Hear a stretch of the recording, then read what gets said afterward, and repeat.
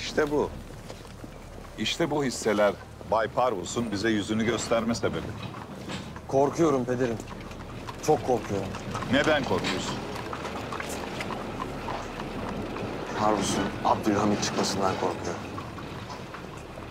Evladım sen dangalak mısın? Yürü, yürü, yürü.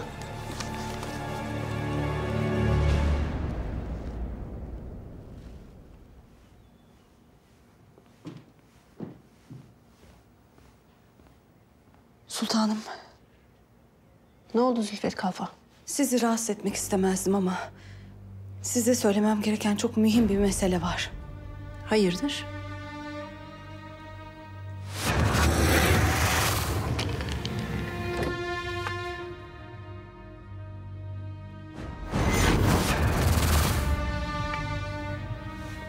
Bunu bahçede buldum.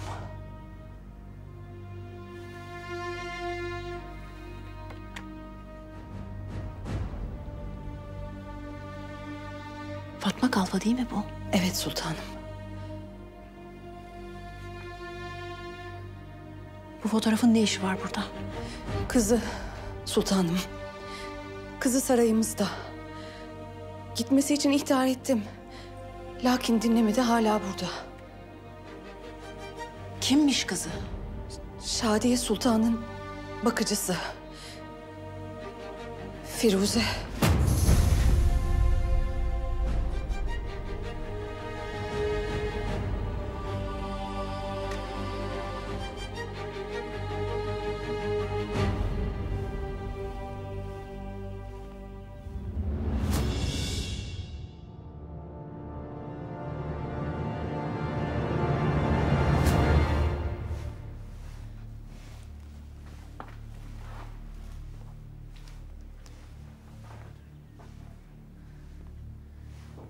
Firuze abla, iyi misin sen?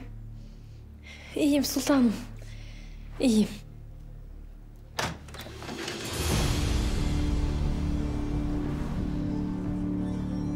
Zülfet, Şadiye Sultan'la ilgilensen. Siz benimle gelin sultanım. Birlikte oynayalım biraz ha?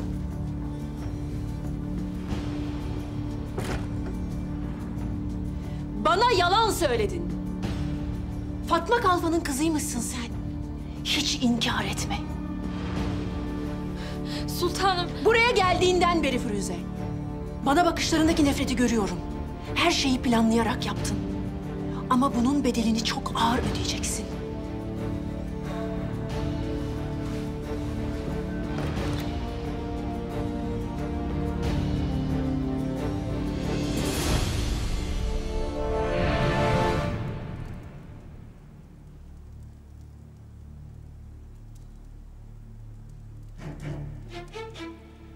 Şehzadem, ben hünkârımızın emriyle hareket ediyorum. Yoksa ne haddime sizi burada tutmak? Dayımın işi bitince çıkacağız. Sen mi buldun hekimin evindeki yazıyı? Evet, Neden bana sormadın? ben hünkârımıza hizmet ediyorum Abdülkadir Efendi. Pekala. Yine de sorabilirdin. Ama senin başka hesapların var. Babayla oğul arasına nifak sokmak gibi. Senin baban devlet. Ona ihanet eden devlete ihanet eder Abdülkadir Efendi.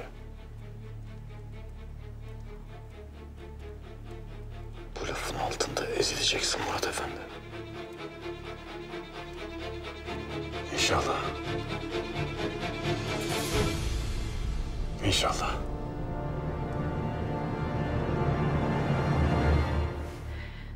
Bitti. Bitti. Her şey bitti. Kaybettim ben. Bütün hayallerimi kaybettim.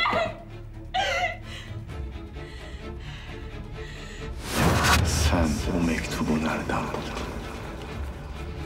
Hususi eşyalarımı mı karıştırdın yoksa? Tıpkı annen gibi sen de hırsızsın değil mi? Firuze ile konuştum. Endişelenmene gerek yok. Mektubu vermek gibi bir niyeti yok. O halde siz de kaybedeceksiniz.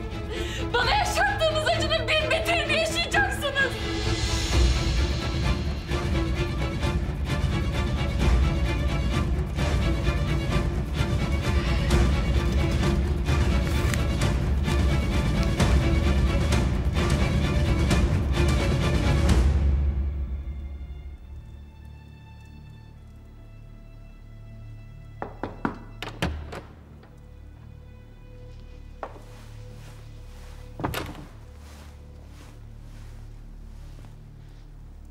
Hünkârım, ne düşünürsünüz? Yavuz Sultan Selim Han'ın ettiği sözü.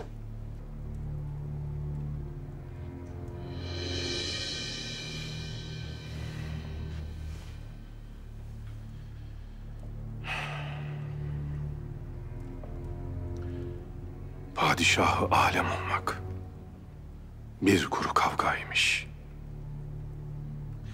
Bir veliye bende olmak cümleden âlâymış.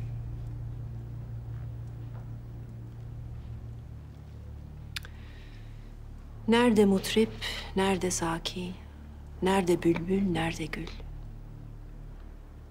Geç de olsa anladım ki bir yalan dünyaymış. Aziz Efendi bestesine de bunları eklemiş. Sizin efkarınız nedir sultanım? Size sormak istediğim bir husus var. Bize ihanet edip yalan söyleyenleri nasıl cezalandırmak gerekir hünkârım? Ben bilemedim. Lakin adil olmak istiyorum. Ben de aynı şeyi düşünüyorum. Bize ihanet eden, yalan söyleyen, babasını öldürmek pahasına, hırsına kurban giden bir şehzadeye ne ceza vermek lazım gelir? Anlayamadım. Şehzadeniz Abdülkadir Efendi.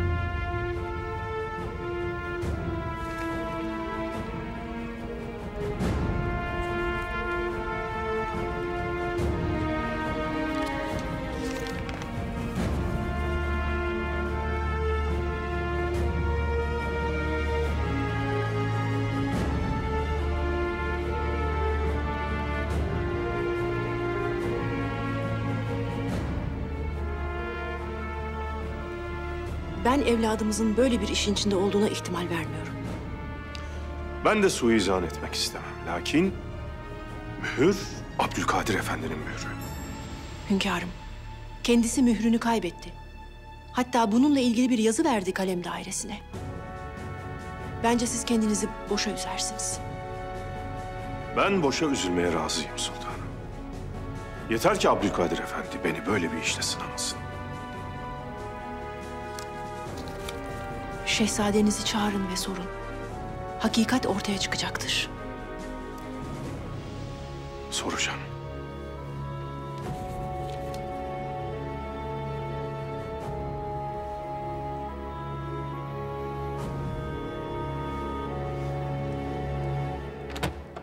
Tahsin Paşam. Paşa gel. Bana Abdülkadir Efendi çağırın.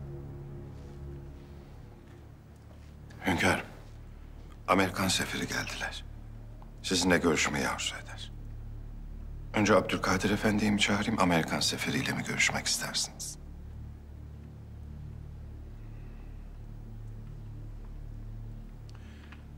Sefir gelsin. Emredersiniz hünkârım.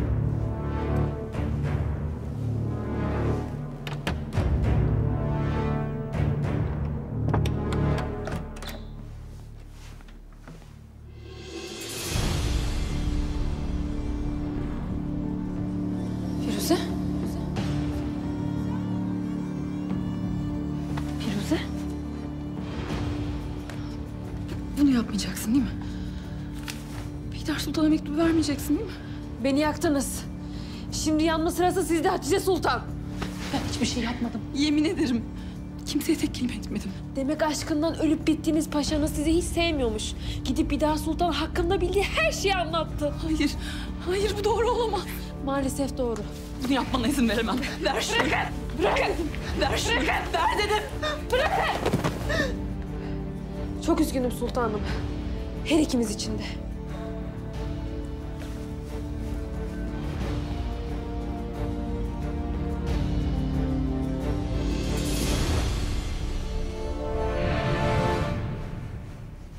Bir şey mi istediniz?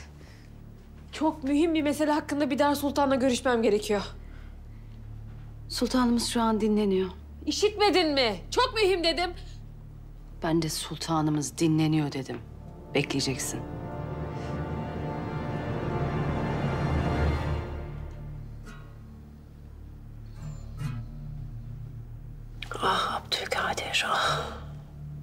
Mutlaka bir yanlışlık olmalı. Mutlaka.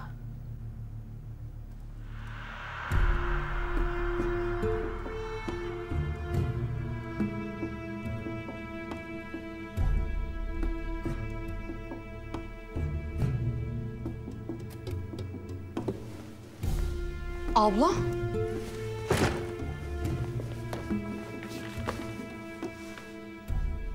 Abla iyi misin? Neyin var? Bitti. Bitti. Fehmi. Firuze. Bihter Sultan'a mektubu vermeye gitti. Ne?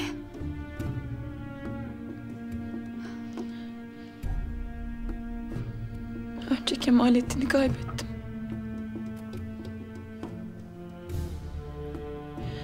Şimdi itibarımı. Hadi hemen gidelim abla. Halam bize yardım edecektir. Hadi hemen gidelim. Beni duymadın mı? Ben yolun sonuna geldim kardeşim. Benim için artık tek kurtuluş ölüm.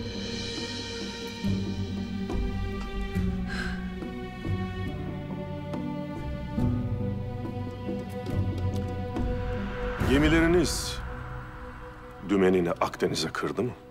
Hünkârım, Amerikan hükümeti Akdeniz'de batan geminin hududu aştığını ve Osmanlı'nın verdiği karşılığın kabul edilebilir olduğunu bildirmemi istediler. Harp etmeye kararlı görünüyordunuz. Şartlar değişti. Hükümetimiz yanlış bir karar vermek üzere olduğunu anladı zannımızca. Âlâ. Paşam.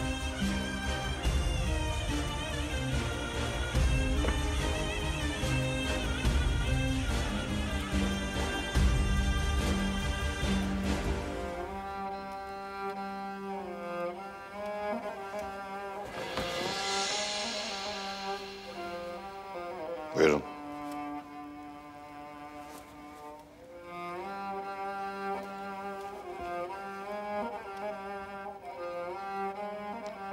Amerikan reisine hediyemizdir. Matador perdesi. Boğayla savaşırken lazım olacak. Siz... Bu harbi siz mi başlattınız?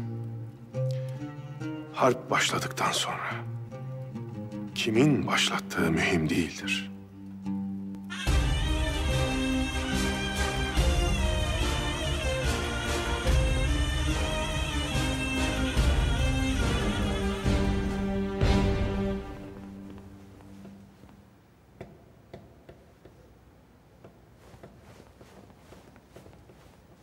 Bay Parvus. Bay Parvus, sizinle tanışmak ne büyük şeref. Yüzünüzü görmek ne büyük onur Bay Parvus. Ben Vladimir. Vladimir mi? Bay Parvus nerede? Dur. Marco, Bay Parvus'la tanışmak benim için çok büyük şeref olacaktı. İşte Vladimir ile tanıştın. Onunla tanışmak da büyük şeref. Canım, elbette ki Vladimir'le tanışmak da çok büyük bir şereftir. Marco, bunu ben de biliyorum. Ama sen beni Bay Parvus'la tanıştırabileceğini söylemiştin. Yüz yüze görüştürebileceğini söylemiştin Marco. Ama Bay Parvus henüz bunu hak etmediğini düşünüyor.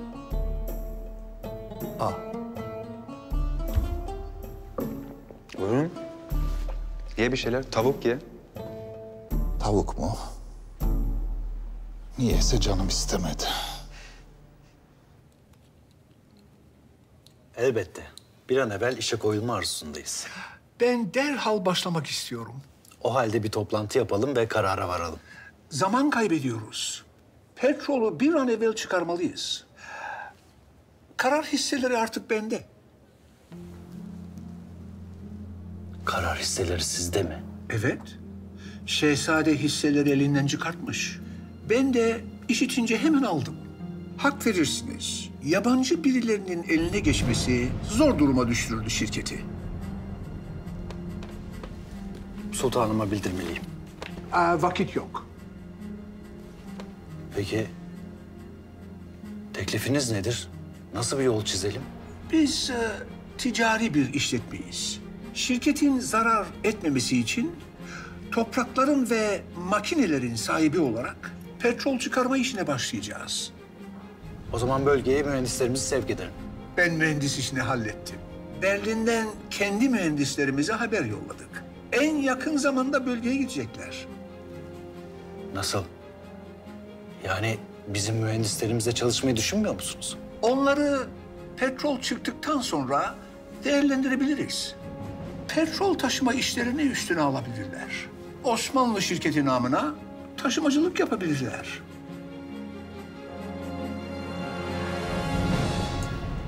Bayarzın, Dilşat. hemen söyleyin. Çünkü birazcık daha beklersem kalbim dayanmayacak. Bir şey söylemeyeceğim. O kadar kötü demek. Tahmin etmem lazımdı. Özür dilerim Bayarzın. Ben sizin vaktinizi boşa harcadım. Durun. Sadece bir şey söylemeyeceğim dedim. Siz kendiniz göreceksiniz.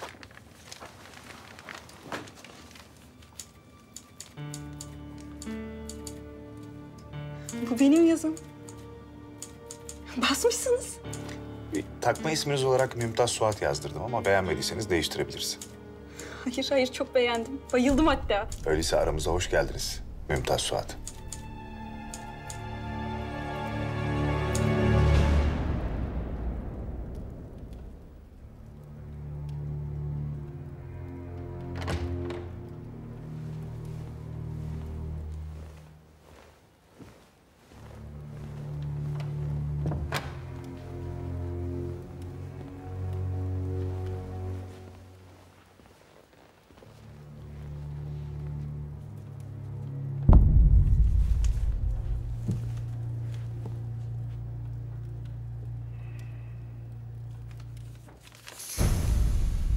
İzah et.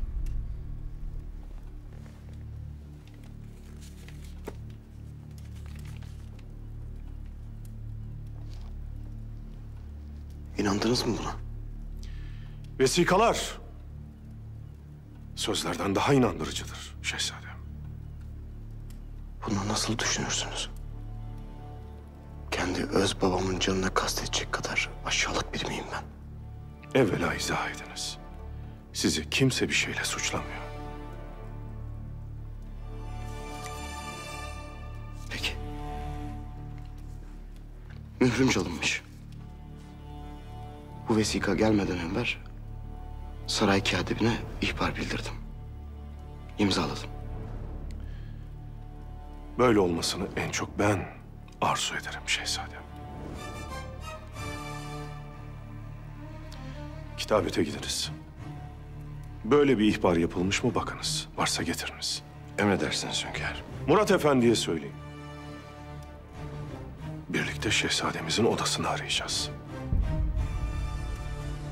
Mühür orada mı değil mi göreceğiz.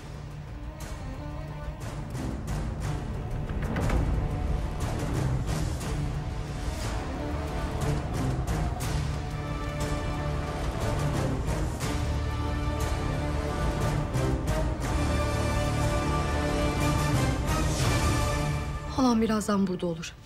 Merak etme. Sana bir şey olmasına asla izin vermez. Korkma, tamam mı? Fehmi. Bana revirden ilaç getirir misin? Başım çok ağrıyor. Halam gelsin. Seni yalnız bırakmak istemiyorum. Lütfen kardeşim, dayanamıyorum. Hadi lütfen. Lütfen. Hemen getiriyorum. Hemen geleceğim. Fehmi. Her şey için teşekkür ederim. İyi ki benim kardeşim sen olmuşsun. Sen de iyi ki benim ablam olmuşsun.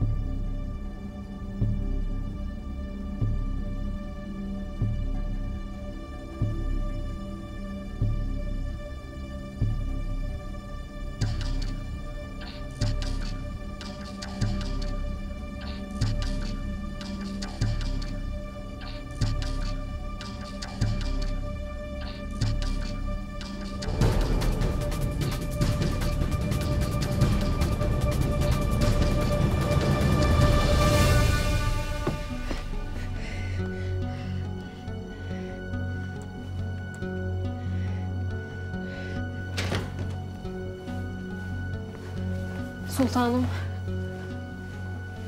Ne cüret bu? Senin ne işin var burada? Bunu size vermek için geldim sultanım. Benim sırrım açığa çıktı. Lakin bu sarayda sizden sır saklayan sadece ben değilim. Ne demek istiyorsun sen?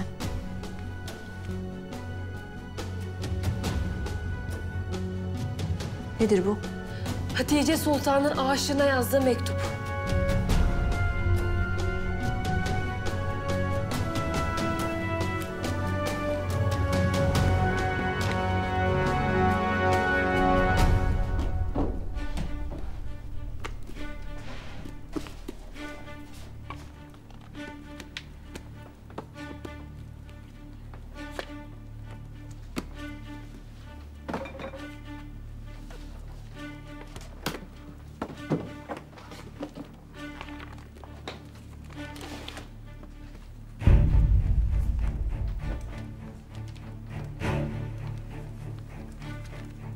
Söğütlü.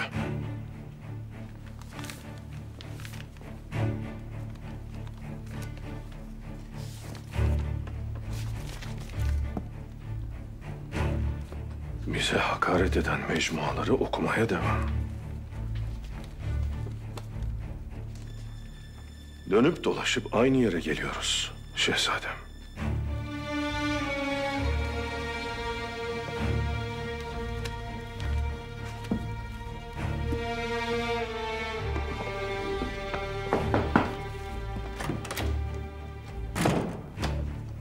Hünkârım.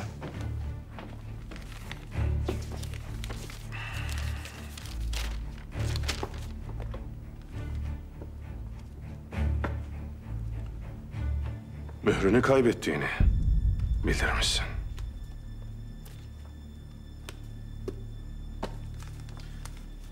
Mührüne sahip çıkamayan bir şehzade.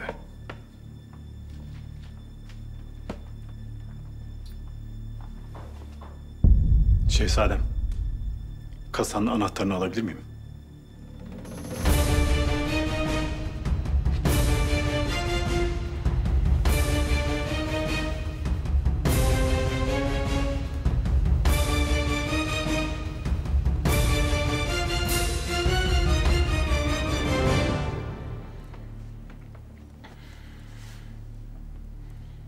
Çekmecededir.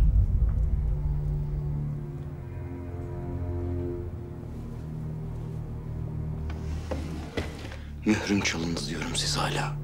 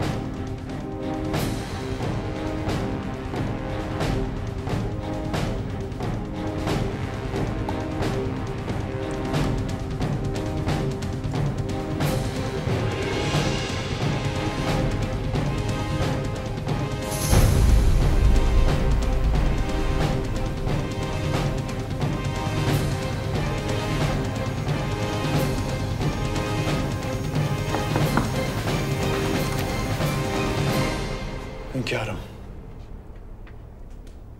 Mühim bir mesele vardı. Gel.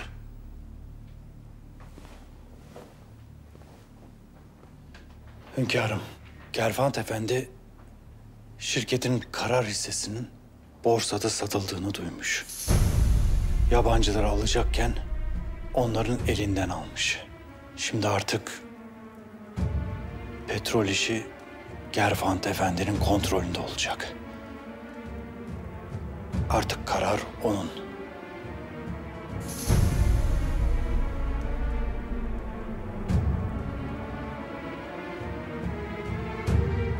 Sen şirketin hisselerini mi sattın?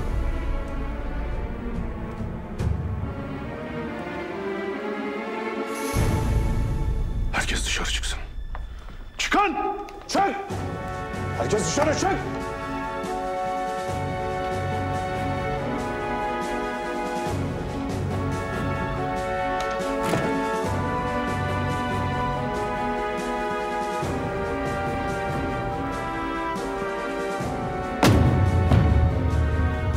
Sen benim bunca emek vererek kurduğum her şeyi tepemize mi yıktın?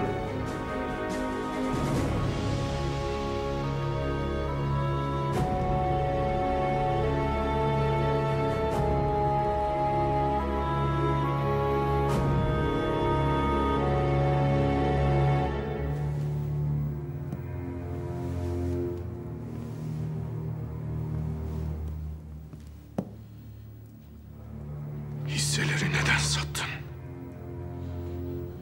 Beni öldürmek isteyen hekime niçin hazırlık vaat ettin? Vesikanın üstünde senin mührün vardı. Mühür de söylediğin gibi kaybolmadı, senin kasandan çıktı.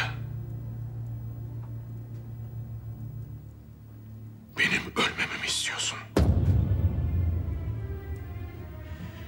Benim ölmemi istiyorsan, bir baba evladından böyle bir şey için şüphe duyduğu vakit zaten ölmüştür.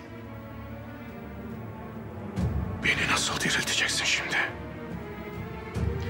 Sana soruyorum Abdülkadir Efendi. Cevap ver. Beni nasıl dirilteceksin?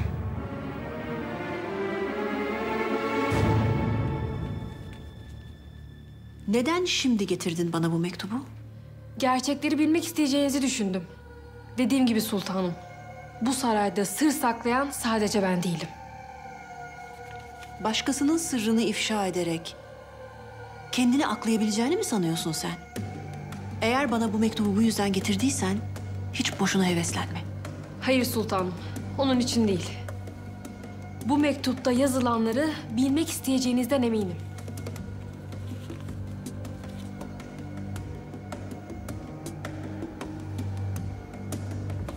Çıkabilirsin.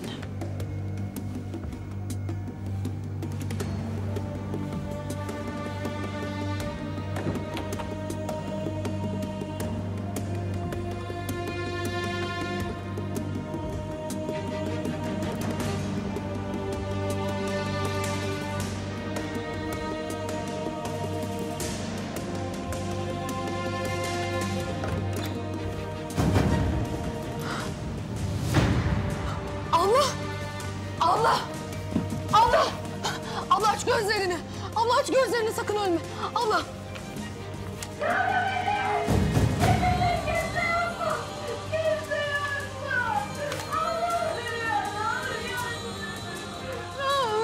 Allah ne olur aç gözünü! Allah aç ne olur gözünü aç! Hemen koş hekimlere haber ver. Allah aşkına! Çok kan kaybediyor. Şunu hemen bastıralım. Senin yüzünden oldu. O mektubu bir daha sultana verdin diye oldu bunlar. Dokunma. Allah ne olur aç gözlerini. Yardım edin ne olur. Hatice.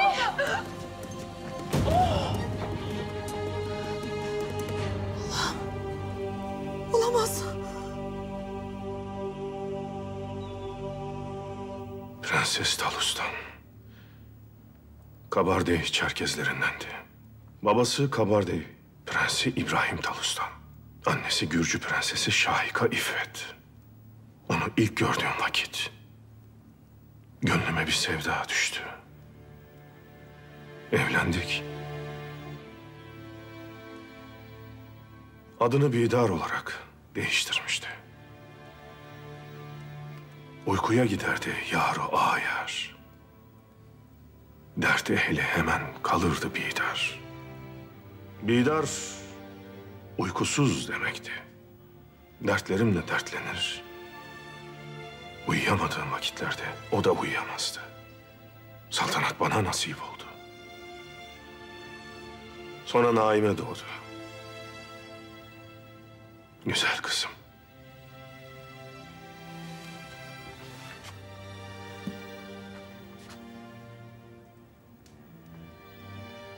Sonra da sen doğdun. Doğduğum ilk günü hatırlarım. Ne şirin bir çocuktun. Ne çok sevdim seni. Evladım. Önceleri sevdiyseniz de sonra unuttunuz. Sevgi dilenen bir çocukluk geçirdim ben. Bu yüzden mi beni öldürmek istedin? Bu yüzden mi hisseleri sattın? Abdülkadir. Vicdan azabı denilen şey belli bir vakit sonra silinir, bahaneye dönüşür. Sen vakit dahi geçmesini beklemedin. Ben vicdan azabı çekmiyorum. Babanı öldürmekle alakalı vesika ortaya çıkıyor. Şirketin hisselerini satıyorsun. Vicdan azabı duymuyorsun. Öyle mi? Bu hisselerin benim için ne kadar mühim olduğunu bilmene rağmen ben bu işi devletin elinde tutmak için ne kadar mücadele ediyorum, görmüyor musun? Hisseleri neden sattın Şehzade Efendi?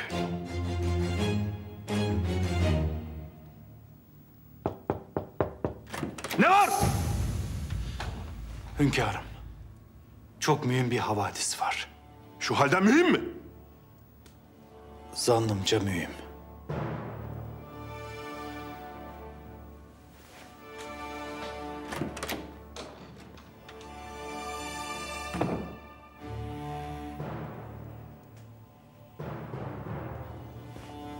İşte hep böyle oldu.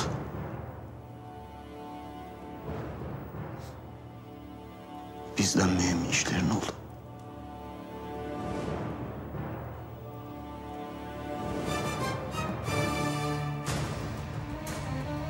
Bir şeyi unutuyorsun Abdülkadir. Şehzadeliğin nimetleri olduğu kadar külfetleri de vardır. Devlet yönetiyoruz biz, devlet! Susmayacak, konuşacak, bana cevap vereceksin. Bunları neden yaptığını bir bir izah edeceksin. İzah edeceğin bir şey varsa tabii.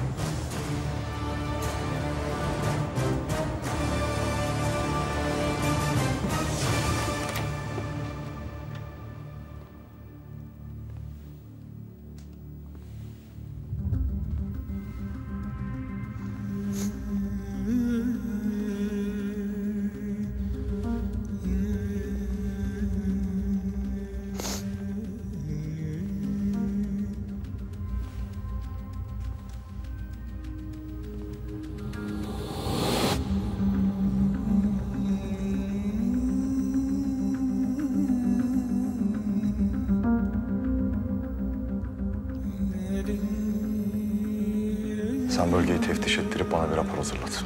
Emredersiniz. Ne oluyor ya? Tamam, sakin ol.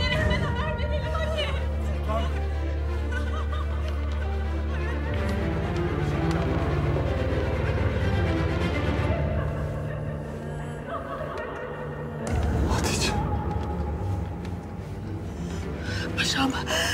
Paşam çok kötü bir şey oldu. Hatice Sultan bileklerini kesip intihar etmiş.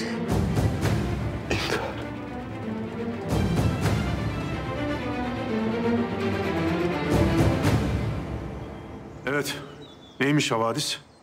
Hünkârım, bankerlerden alınan borçla alakalı. Hünkârım, daha evvel alınan borcun denizaltı almak için kullanıldığını söylemiştik. Lakin öyle değilmiş. Anlat. Emriniz üzerine bir rapor hazırlattım. Şüphelerinizde haklı çıktınız. Para denizaltı almak için kullanılmamış. Ne için peki?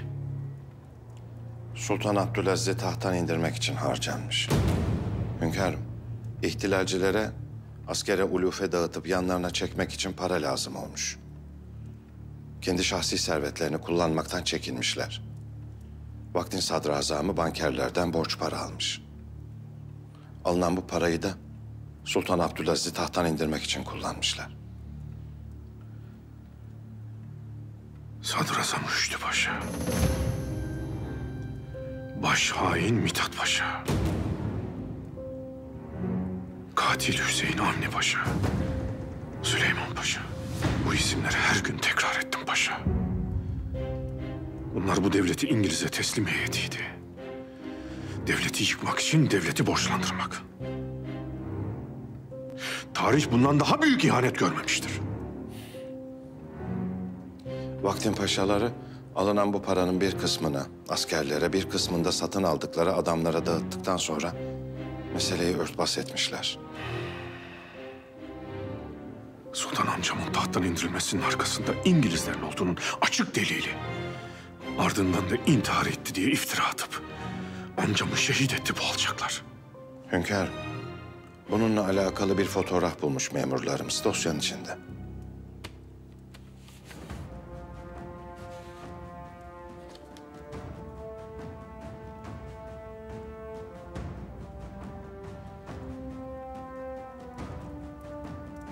Alçaklar.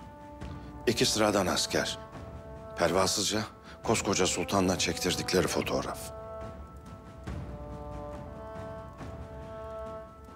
Nasıl da masum bakıyor amcam. Kim bu alçaklar hünkârım?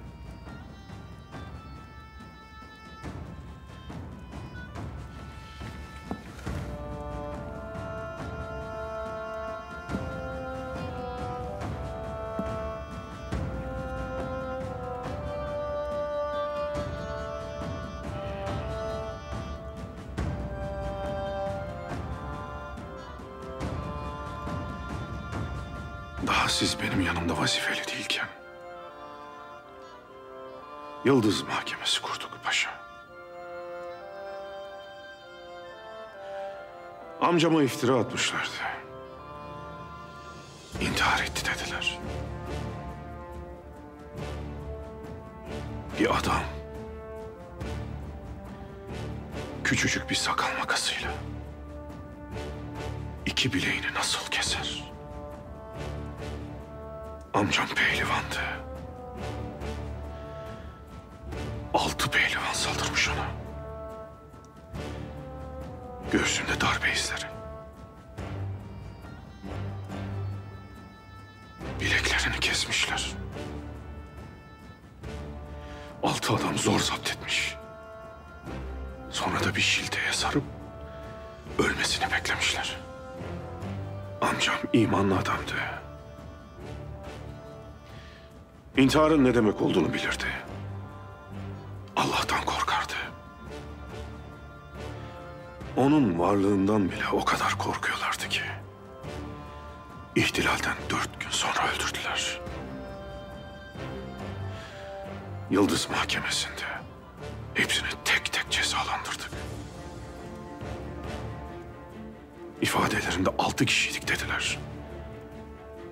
4'ünün cezasını verdik. Lakin kalan 2 kişiyi bulamadık. Yarım bir hesap var paşa. Ben işimi yarım bırakmayı sevmem. O 2 alacak her kimse bulunsun. Ben baktırdım hünkârım. Lakin tanıyan ismini bilen yok. Memurlarımız arşivdeki fotoğraflara baktırıyor. Belki oradaki fotoğraflardan kim olduklarını çıkartırız. Adalet ağır yürür paşa. Lakin er ya da geç gideceği yere varır. Onları bulacağız.